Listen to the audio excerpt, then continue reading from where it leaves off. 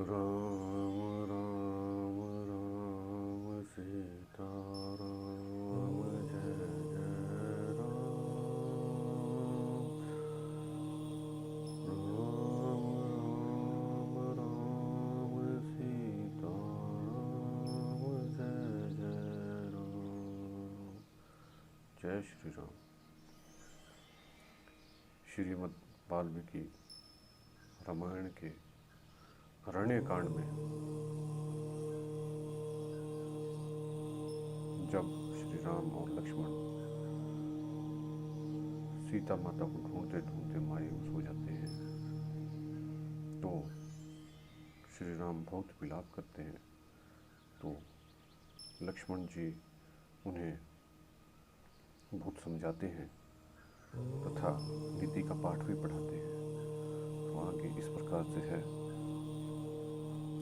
शक्राद्वीपी देवेषु वर्तमानो न्यायनयो श्रूयेते नरशार्दूल नात्वं श्रोतुमर्हसि। नरश्रेष्ठ इंद्र आदि देवताओं को भी नीति और अनीति के कारण सुख और दुख की प्राप्ति होती सुनी जाती है, इसलिए आपको शोक नहीं करना चाहिए। वीर रघुनंदन विदेह राज कुमारी सीता यदि मर जाएं या नष्ट हो जाएं तो भी आपको दूसरे गंवार मनुष्यों की तरह शोक चिंता नहीं करनी चाहिए। श्री राम आप जैसे सर्वज्ञ पुरुष बड़ी से बड़ी विपत्ति आने पर भी शोक नहीं करते।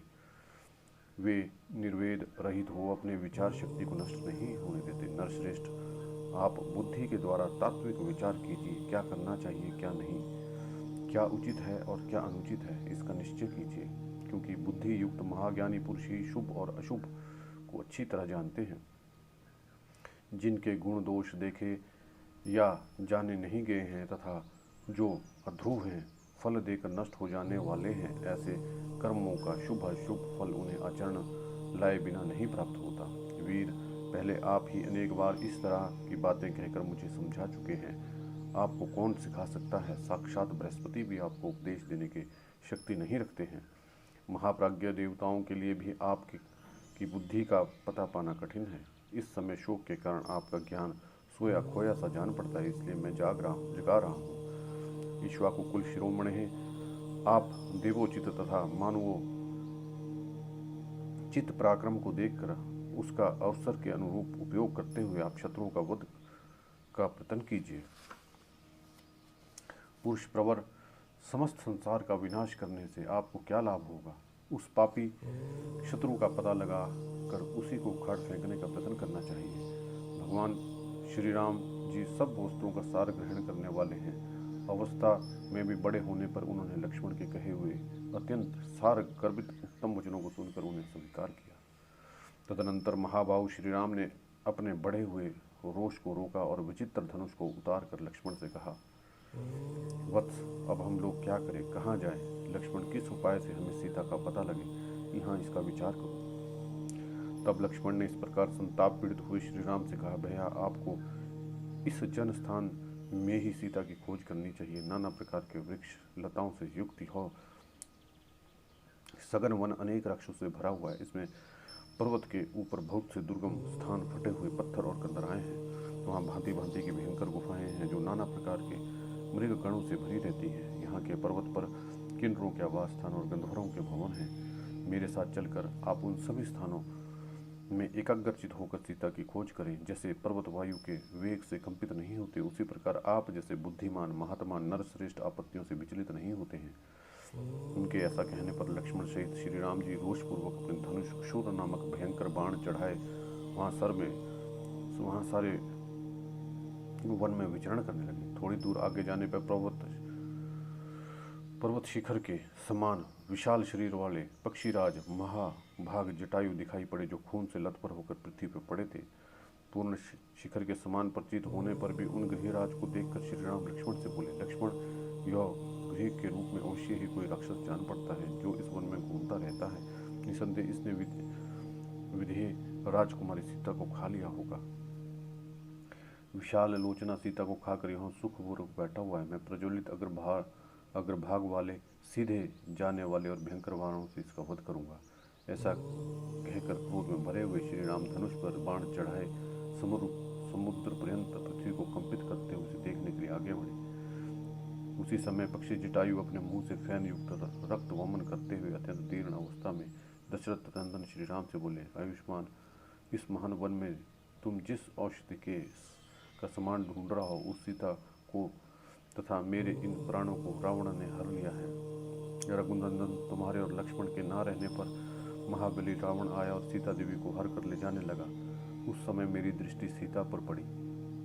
प्रभु, ज्यों ही मेरी दृष्टि पड़ी मैं सीता की सहायता के लिए दौड़ा। रावण के साथ मेरा युद्ध हुआ। मैंने युद्ध में रावण के रथ, छत्र आदि सब साधन नष्ट कर दिया और वो घायल होकर पृथ्वी पर गिर पड़ा। श्री राम, यह उसका टूटा हुआ धनुष है, ये खंडित हुए बाण और ये उसका युद्ध उपयोगी रथ और युद्ध में मेरे द्वारा तोड़ डाला गया है। यह रावण का सारथी है जिसे मैंने अपने पंखों से मार डाला। जब मैं युद्ध करते करते थक गया तब रावण ने तलवार से मेरे दोनों पंख काट डाले और विदेह कुमारी सीता को लेकर आकाश में उड़ गया। मैं उस राक्षस के हाथ पहले ही मार डाल गया हूँ, अब मुझे ना मारो। सीता से संबंध रखने वाले यह प्रिय वार्ता सुनकर श्री राम ने अपना महान धनुष फेंक दिया और गृह राज जटायु को गले से लगाकर वे शोक से विवश हो पृथ्वी पर गिर पड़े और लक्ष्मण के साथ ही रोने लगे। अत्यंत धीर होने पर भी श्री राम ने उस समय दुगने दुख का अनुभव किया। असहाय हो एकमात्र ऊर्ध्व श्वास की संकटपूर्ण अवस्था में पड़कर बारंबार लंबी सांस खींचते हुए जटायु को देखकर श्री राम जी को बहुत ही दुख हुआ। उन्होंने सुमित्रा कुमार से कहा, लक्ष्मण, मेरा राज्य छीन गया, मुझे वनवास मिला, पिता की मृत्यु हुई, सीता का अपहरण हुआ और मेरे परम सहायक पक्षीराज भी मर गए। ऐसा जो मेरा यह दुर्भाग्य है, यह तो अग्नि को भी जलाकर भस्म कर सकता है। यदि आज मैं भरे हुए महासागर को तैरने लगूं तो भी मेरे दुर्भाग्य की आंच से वो सरिताओं का स्वामी समुद्र भी निश्चय ही सूख जाएगा। इस चराचर जगत में मुझसे बढ़कर भाग्यहीन कोई दूसरा नहीं है, जिस भाग्य के कारण मुझे इस विपत्ति में बड़े भारी जाल में फंसना पड़ा है। ये महाबाली गृहराज जटायु मेरे पिता के मित्र थे, किंतु आज मेरे दुर्भाग्यवश मारे जाकर इस समय पृथ्वी पर गिर पड़े हैं। इस प्रकार बहुत सी बातें कहकर लक्ष्मण सहित श्री रघुनाथ ने जटायु के शरीर पर हाथ फेरा और पिता के प्रति जैसा स्नेह होना चाहिए वैसे ही उनके प्रति प्रदर्शित किया। पंख कट जाने के कारण गृहराज जटायु लहूलुहान हो रहे थे। उस अवस्था में उन्हें गले से लगाकर श्री रघुनाथ ने पूछा, तात, मेरे प्राणों के समान प्रिय मिथिलेश कुमारी सीता कहाँ चलेगी? इतनी ही बात मुंह से निकाल कर वो पृथ्वी पर गिर पड़े। भयंकर राक्षस रावण ने जिसे पृथ्वी पर मार गिराया, उस गृहराज जटायु की ओर दृष्टि डालकर भगवान श्री राम मित्रोचित गुण से संपन्न सुमित्रा कुमार लक्ष्मण से बोले, भाई, यह पक्षी अवश्य ही मेरा कार्य सिद्ध करने के लिए प्रयत्नशील था, किंतु उस राक्षस के द्वारा युद्ध में मारा गया। मेरे लिए ही इसने अपने प्राणों का परित्याग किया है। लक्ष्मण, इस शरीर के भीतर इसके प्राणों को बड़ी वेदना हो रही है, इसलिए इसकी आवाज़ बंद होती जा रही है और यह अत्यंत व्याकुल हो दिखाई दे रहा है। लक्ष्मण से ऐसा कहकर श्री राम उस पक्षी से बोले, जटायु, यदि आप पुनः बोल सकते हो तो आपका भला हो, बताइए सीता की क्या अवस्था है, आपका वध किस प्रकार हुआ? जिस अपराध को देकर रावण ने मेरी प्रिय भार्या का अपहरण किया, वो अपराध क्या है और मैंने उसे कब किया? किस निमित्त को लेकर रावण ने आर्य सीता का हरण किया? पक्षी प्रवर सीता का चंद्रमा के समान मनोहर मुख कैसा हो गया था? उस समय सीता ने क्या क्या बातें कही? तात, उस राक्षस का बल पराक्रम और रूप कैसा था? वो क्या काम करता है? उसका घर कहाँ है? मैं कुछ पूछ रहा हूँ, वो सब बताइए। इस तरह अनाथ की भांति विलाप करते हुए श्री राम को देखकर धर्मात्मा जटायु ने लड़खड़ाती जबान में कहना आरंभ किया, रघुनंदन, दुरात्मा राक्षस रावण ने विपुल माया का आश्रय लेकर आंधी पानी की सृष्टि करके सीता का हरण किया था। घबराहट की अवस्था में सीता का अपहरण किया था। तात, जब मैं उससे लड़ता लड़ता थक गया, उस अवस्था में मेरे दोनों पंख काटकर वो निशाचर विधेय नंदिनी सीता को साथ लिए यहाँ से दक्षिण दिशा की ओर गया। रघुनंदन, मेरे प्राणों की गति बंद हो रही है, दृष्टि घूम रही है और समस्त वृक्ष मुझे सुनहरे रंग के दिखाई देते हैं। ऐसे जान पड़ता है कि उन वृक्षों पर खर के केश जमे हुए हैं। रावण सीता को जिस मुहूर्त में ले गया उसमें खोया हुआ धन शीघ्र ही स्वामी को मिल जाता है। काकुस्थ वह विंद नामक मुहूर्त था, किंतु उस राक्षस को इसका पता नहीं था। जैसे मछली मौत के लिए ही बंसी पकड़ती है, उसी समय वह भी सीता को ले जाकर शीघ्र ही नष्ट हो जाएगा। अतः तुम जानकी जनक नंदिनी के लिए अपने मन में खेद ना करो। संग्राम के मुहाने पे उस निशाचर का वध करके तुम शीघ्र ही विदेह राजकुमारी के साथ विहार करोगे। गृहराज जटायु यद्यपि मर रहे थे तो भी उनके मन पर मोह और भ्रम नहीं छाया था। वे श्री राम को उनकी बात का उत्तर ही दे रहे थे कि उनके मुख से मांसयुक्त रुधिर निकलने लगा। वे बोले, रावण ईश्वरा का पुत्र और कुबेर का सगा भाई है। इतना कहकर पक्षी राज ने दुर्लभ प्राणों का परित्याग कर दिया। श्री राम जी हाथ जोड़े कह रहे थे, कहिए कुछ और कहिए, किंतु उस समय गृहराज के प्राण उनका शरीर छोड़कर आकाश में चले गए। उनका मस्तक भूमि पर डाल दिया, दोनों पैर फैला दिए और शरीर को भी पृथ्वी पर ही डालते हुए धराशायी हो गए। गृहराज जटायु की आंखें लाल दिखाई देती थी, प्राण निकल जाने से पर्वत समान अविचल हो गए थे। उन्हें इस अवस्था में देख के दुखों से दुखी हुए श्री रामचंद्र जी ने सुमित्रा पुत्र से कहा, लक्ष्मण, राक्षसों के निवास स्थान इस दंडकारण्य में बहुत वर्षों तक सुखपूर्व रहकर इस पक्षीराज ने ही अपना शरीर त्याग दिया है। इस अवस्था में इनकी अवस्था बहुत वर्षों की थी। इन्होंने सुदीर्घ काल तक अपने अभुदय देखा, किंतु आज इस वृद्धावस्था में राक्षस के द्वारा मारे जाकर ये पृथ्वी पर सो रहे हैं, क्योंकि काल का उल्लंघन करना सबके ही लिए कठिन है। लक्ष्मण, देखो, ये जटायु मेरे बड़े उपकारी थे, किंतु आज मारे गए। सीता की रक्षा के लिए युद्ध में प्रवृत्त होने पर अत्यंत बलवान रावण के हाथ इनका वध हुआ है। बाप दादाओं के द्वारा प्राप्त हुए गिद्धों के विशाल राज्य का त्याग करके इन पक्षीराज ने मेरे ही लिए अपने प्राणों की आहुति दी है।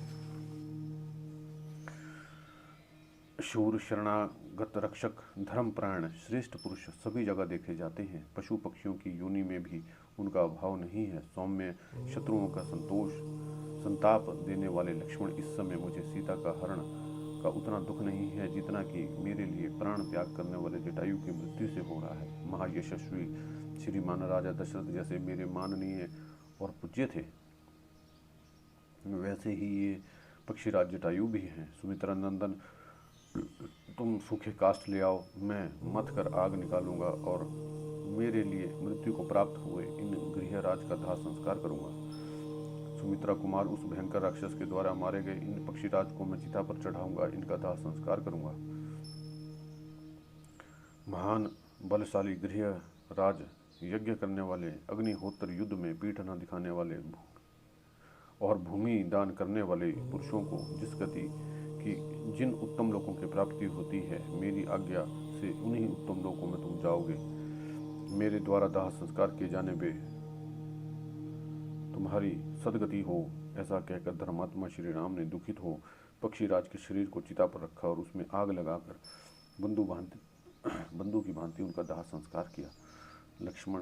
तदनंतर लक्ष्मण सहित परिक्रमी श्री राम वन में जाकर मोटे मोटे महारोही कंद मूल विशेष काट लाए और उन्होंने जटायु के लिए अर्पित करने के उद्देश्य से उन्हें पृथ्वी पर कुश बिछाए। महायशस्वी श्री राम ने रोही के गुदे निकालकर उनका पिंड बनाया और सुंदर हरित कुशाओं पर जटायु का पिंड दान किया। ब्राह्मण लोक प्रवासी मनुष्य को स्वर्ग की प्राप्ति के उद्देश्य से जिन पितृ संबंधी मंत्रों का जप करते हैं, उन सब का भगवान श्री राम ने किया। तदनंतर उन दोनों राजकुमारों ने गोदावरी के नद के तट पर जाके गृहराज को जलांजलि दी। रघुकुल के उन दोनों महापुरुषों ने गोदावरी में नहाकर शास्त्रीय विधि से उन गृहराज के लिए उस समय जलांजलि का दान किया। महर्षि तुल्य भगवान श्री राम के दाह संस्कार होने के कारण गृहराज जटायु को आत्मा का कल्याण करने वाली परम गति प्राप्त हुई। उन्होंने रणभूमि में अत्यंत दुष्कर और यशोवर्धक पराक्रम प्रकट किया था, परंतु अंत में रावण ने उन्हें मार गिराया। तर्पण करने के पश्चात वे दोनों भाई पक्षीराज जटायु में पृथ्वी तुल्य सुस्थिर भाव रख सीता की खोज में के कार्य में मन लगा देवेश्वर विष्णु और इंद्र की भांति वन में आगे बढ़े। इस प्रकार जटायु के लिए जलांजलि दान करके वे दोनों रघुवंशी बंधु समेत उस समय वहां से प्रस्थित हुए और वन में सीता की खोज करते हुए पश्चिम दिशा की ओर गए। धनुष बाण और खड्ग धारण किए वे दोनों इक्ष्वाकु वंशवीर उस दक्षिण पश्चिम दिशा में आगे बढ़ते हुए ऐसे मार्ग पे जहाँ पहुँचे जहाँ लोगों का आना जाना नहीं होता था। वह मार्ग बहुत ही वृक्ष, झाड़ियों, लता और बेलों द्वारा घिरा हुआ था, बहुत ही दुर्गम और गहन, देखने में भयंकर था। उसे वेग पूर्वक लांग कर वे दोनों महाबली राजकुमार दक्षिण दिशा का आश्रय लेकर उस समय भयानक और विशाल वन से आगे निकल गए। तदनंतर जनस्थान से 3 कोस दूर जाकर वे महाबली श्री राम और लक्ष्मण क्रौचारण नामक प्रसिद्ध गहन वन के भीतर गए। वह वन अनेक मेघों के समूह की भांति श्याम प्रतीत होता था। विविध रंग के सुंदर फूलों से सुशोभित होने के कारण सब ओर से हर्षोत्फुल्ल सा जान पड़ता था। उसके भीतर बहुत से पशु पक्षी निवास करते थे। सीता का पता लगाने की इच्छा से वे दोनों उस वन में खोज करने लगे। जहाँ तहाँ थक जाने पर वे विश्राम के लिए ठहर जाते थे। विधेय नंदिनी के अपहरण से उन्हें बड़ा दुख हो रहा था। तत्पश्चात वे दोनों भाई 3 कोस पूर्व जाकर क्रौचारण्य को पार करके मतंग मुनि के आश्रम के पास पहुंच गए। वह वन बहुत ही भयंकर था। वह बहुत से भयानक पशु पक्षी निवास करते थे। अनेक प्रकार के वृक्षों से व्याप्त ही वह सारा वन गहन वृक्षावलियों से भरा था। वहां पहुंचकर उन दशरथ राजकुमारों के वहां के पर्वत पर एक गुफा देखी जो पाताल के समान गहरी थी। वह सदा अंधकार से आवृत रहती थी। उसके समीप जाकर उन दोनों नरश्रेष्ठ वीरों ने एक विशाल राक्षसी देखी जिसका मुख बहुत ही विशाल था। वह छोटे छोटे जंतुओं को भय देने वाली तथा देखने में बहुत ही भयंकर थी। उसकी सूरत देख कर घृणा होती थी। उसके लंबे पेट, तीखी दाढ़ें और कठोर त्वचा थी। वह बड़ी विकराल दिखाई देती थी। भयानक पशुओं को भी पकड़कर खा जाती थी। उसका आकार विकट था और बाल खुले हुए थे। उस कंदरा के समीप दोनों भाई श्री राम और लक्ष्मण ने उसे देखा। वह राक्षसी उन दोनों वीरों के पास आई और अपने भाई के आगे आगे चलते हुए लक्ष्मण की ओर देखकर बोली, अहो, हम दोनों रमण करें। ऐसा कहकर लक्ष्मण का हाथ पकड़ लिया। इतना ही नहीं, उसने सुमित्रा कुमार को अपनी भुजाओं में कस लिया और कहा कि मेरा नाम आयुमुखी है। मैं तुम्हारी भार्या रूप से मिल गई तो समझ लो बहुत बड़ा लाभ हुआ। अब तुम मेरे प्यारे पति हो। प्राणनाथ वीर, यह दीर्घ काल तक स्थिर रहने वाली आयु पाकर तुम पर्वत की दुर्गम कंदराओं में तथा नदियों के तटों पर मेरे साथ सदा रमण करोगे। राक्षसी के ऐसे कहने पर शत्रुसूदन लक्ष्मण क्रोध से जल उठे। उन्होंने तलवार निकालकर उसके नाक, कान और स्तन काट डाले। नाक, कान और कट जाने पर वह भयंकर राक्षसी जोर जोर से चिल्लाने लगी और जहाँ से आई थी उधर ही भाग गई।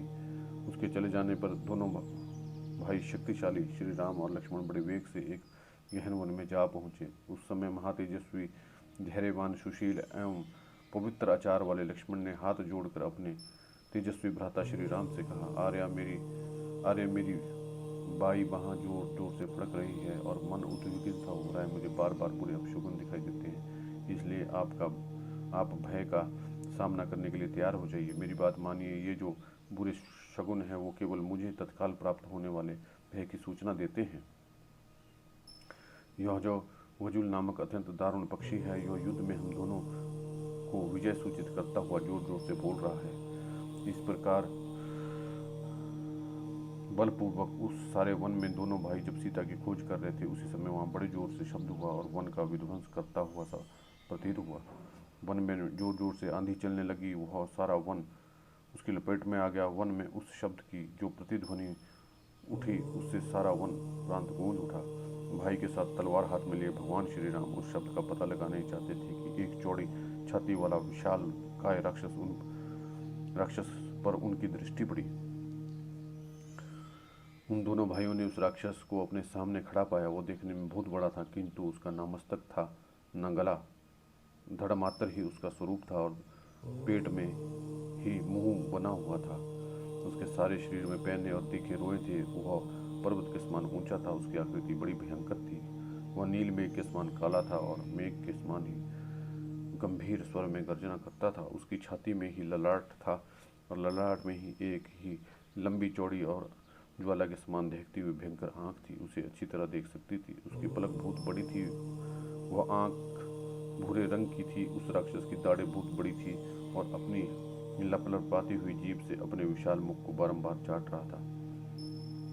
अत्यंत भयंकर रीछ, सिंह, हिंसक पशु पक्षी, ये सब उसके भोजन थे। वह अपनी एक एक योजन लंबी 2 भयानक भुजाओं को दूर तक फैला देता और दोनों हाथों से नाना प्रकार के अनेक भालुओं, पशु पक्षी, मृगों और युद्धपतियों को पकड़कर खींच लेता था, जिसमें से भोजन के लिए अभिष्ट नहीं उन जंतुओं को उन्हीं हाथों से पीछे ढकेल देता था। दोनों भाई राम लक्ष्मण जब उसके नजदीक पहुंचे तब वह उनका रास्ता रोक कर खड़ा हो गया। तब वे दोनों भाई उससे दूर हट गए और बड़े गौर से उसे देखने लगे। उस समय एक कोस लंबा जान पड़ा। उस राक्षस की आकृति केवल धड़ के ही रूप में थी, इसलिए वो कबंध कहलाता था। वह विशाल, हिंसापरायण, भयंकर और दो बड़ी बड़ी भुजाओं से युक्त, देखने में अत्यंत घोर प्रतीत होता था। वह उस महाभाव राक्षस ने अपनी दोनों विशाल भुजाओं को फैलाकर उन दोनों रघुवंशियों राजकुमारों को बलपूर्वक पीड़ा देते हुए एक साथ ही पकड़ लिया। दोनों के हाथों में तलवारें थी, दोनों के पास मजबूत धनुष थे और वे दोनों भाई प्रचंड तेजस्वी विशाल भुजाओं से युक्त तथा महान बलवान थे। तो भी वे उस राक्षस के द्वारा खींचे जाने पर विवशता का अनुभव करने लगे। उस समय वहां शूरवीर रघुनंदन श्री राम तो धैर्य के कारण व्यथित नहीं हुए, परंतु बाल बुद्धि होने तथा धैर्य का आश्रय न करने के कारण लक्ष्मण के मन में बड़ी व्यथा हुई। तब श्री राम ने छोटे भाई लक्ष्मण विषादग्रस्त हो रघुनाथ जी से बोले, वीरवर देखिए, मैं इस राक्षस के वश में पड़कर विवश हो गया हूँ। रघुनंदन, एक मात्र मुझे ही इस राक्षस को भेंट देकर आप स्वयं इसके बाहुबंधन से मुक्त हो जाइए। इस भूत को मेरी ही बलि देकर आप सुखपूर्वक यहाँ से निकल भागिए। मेरा विश्वास है कि आप शीघ्र ही विदेह राजकुमारी को प्राप्त कर लेंगे। कुकुस्त कुलभूषण श्री राम वन से लौटने पर पितामहों को भूमि अपने अधिकार में लेकर जब आप राज सिंहासन पर विराजेंगे तो वहाँ सदा मेरा भी स्मरण करते रहिएगा। ऐसा लक्ष्मण के कहने पर श्री राम ने उन सुमित्रा कुमार से कहा, वीर तुम भयभीत न हो, तुम्हारे जैसे शूरवीर के लिए यह विषाद का विषय नहीं है। इस बीच में क्रूर हृदय वाले दानव शिरोमणि महाभाव कुमंद ने उन दोनों भाई राम और लक्ष्मण से कहा, तुम दोनों कौन हो? तुम्हारे कंधे बैल के समान ऊंचे हैं, तुम्हारी बड़ी बड़ी तलवारें धनुष धारण की है। इस भयंकर देश में तुम दोनों किस लिए आए हो? तुम्हारा यहाँ क्या कार्य है? बताओ। भाग्य से ही तुम दोनों मेरी आंखों के सामने पड़ गए। मैं यहाँ भूख से पीड़ित खड़ा हूँ और तुम स्वयं धनुष बाण और खड़ग लिए तीखे सींगों वाले दो बैलों के समान तुरंत ही स्थान पर मेरे निकट आ पहुंचे। अब तुम दोनों को जीवित ही रहना कठिन है। दुरात्मा कबंध की ये बातें सुनकर श्री राम ने सूखे मुख वाले लक्ष्मण से कहा, पराक्रमी वीर, कठिन से कठिन असह्य दुख पाकर भी हम दुखी थे ही। तब तक पुनः प्रीतम सीता के प्राप्त होने से पहले ही हम दोनों पर यह महान संकट आ गया जो जीवन का अंत कर देने वाला है। नरश्रेष्ठ लक्ष्मण, काल का भी महान बल सभी प्राणों पर अपना प्रभाव डालता है। देखो ना, तुम और मैं दोनों काल के दिए हुए अनेक संकटों से मोहित हो रहे हैं। सुमित्रानंदन देव अथवा काल के लिए संपूर्ण प्राणियों पर शासन करना भार रूप नहीं है। जैसे बालू के बने हुए पुल पानी के आघात से ढह जाते हैं, उसी प्रकार बड़े बड़े शूरवीर, बलवान और अस्त्रवेता पुरुष भी सम्रांग के काल के वशीभूत हो कष्ट में पड़ जाते हैं। ऐसा कहकर सुदृढ़ तथा सत्य पराक्रम वाले महान बल विक्रम से संपन्न महायशस्वी प्रतापशाली दशरथ नंदन श्री राम ने सुमित्रा कुमार की ओर देखकर उस समय स्वयं अपनी बुद्धि को सुस्थिर कर लिया। अपने बाशबाहु से घिर कर वहां खड़े हुए उन दोनों भाई श्री राम और लक्ष्मण की ओर देखकर कबंध ने कहा, क्षत्रिय शिरोमणि राजकुमारों, मैं भूख से पीड़ित हूँ, देख कर भी खड़े हो मेरे मुंह में चले आओ, क्योंकि देव ने भोजन के लिए तुम्हें ही भेजा है, इसलिए तुम दोनों की बुद्धि मारी गई है।